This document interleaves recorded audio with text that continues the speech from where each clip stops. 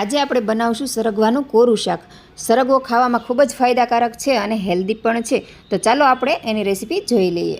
સૌથી પહેલાં તો આપણે સરગવાના કટકા કરીને ધોઈને આપણે આવી રીતે બાફી લેવાનો છે. મેં આને બાફા મૂકી દીધો છે અને થોડી વાર ઢાંકી દઈશું એટલે બફાઈ જશે 2 જ મિનિટ. પહેલાં તો છે ને આવી રીતે ચણાનો લોટ શેકી લેવાનો, થોડા કમતા તેલમાં થોડુંક તેલ નાખવાનું, 2 ચમચી જેટલું, અને બ્રાઉન રંગનો થાય ને ત્યાં સુધી શેકી લેવાનો, આળો માળો શેકી લેવાનો મતલબમાં, હવે ધીમા ગેસ પર. સરગવાનો વઘાર કરવા માટે આપણે પહેલાં 1 પાવડું તેલ મૂકી દઈશું. તો વઘાર માટે આપણે સૌથી પહેલાં રાઈ લેવાની છે.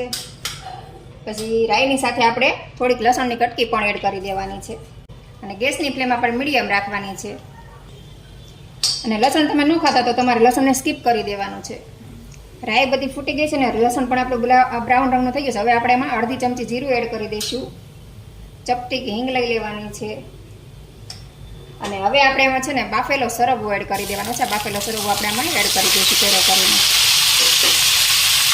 હવે એની ઉપર આપણે હળદર એડ કરી દઈશું. સ્વાદ પ્રમાણે નમક એડ કરી દેવાનું છે. હવે આને આપણે સરસ રીતે મિક્સ કરી દઈશું તેલમાં. તમારે 2 જ મિનિટમાં સરગવાનું શાક બનીને તૈયાર થઈ જાય. 2 મિનિટ બાફવામાં થાય ને 2 મિનિટ આ વઘાર કરવામાં, એટલે 5 મિનિટ ટોટલ લાગે તમારે.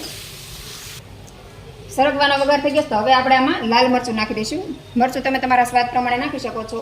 લસણવાળું મરચું પણ લઈ શકો અને કોરું મરચું પણ લઈ શકો છો. અને ઉપર આપણે એડ કરી દેવાનો છે શેકેલો ચણાનો લોટ. આ મેં શેકેલો ચણાનો લોટ લીધો છે. તમે કાચો પણ લઈ શકો, પણ શેકેલો નાખો તો એનો ટેસ્ટ ખૂબ સારો આવે છે.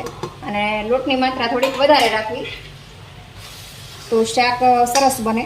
અને પછી સરગવાને ચોટેલું હોય ચણાનો લોટ તો ખાવાની પણ મજા આવે. અને ધીમા ગેસે આપણે આને આવી રીતે સરખી રીતે મિક્સ કરી લેવાનો છે. અને ચણાના લોટમાં આપણે થોડુંક અમથું તેલ નાખવાનું, એટલે સરસ રીતે તમારે આમ થોડુંક ભીનું ભીનું શાક થાય, નકર એકદમ કોરું શાક થાય તો ખાવાની મજા ના આવે. તો સરસ રીતે આપણે શાકને મિક્સ કરી લીધું છે ને તો આપણું સરગવાનું સરસ મજાનું શાક તૈયાર થઈ ગયું. તો તૈયાર છે આપણું એકદમ સરસ એવું કોરું સરગવાનું શાક. સરગવાનું શાક ખાવામાં ખૂબ જ હેલ્ધી અને ફાયદાકારક છે. તો તમે આ સરગવાનું શાક બનાવો, ખાઓ અને તમારો અનુભવ મારી સાથે શેર કરો.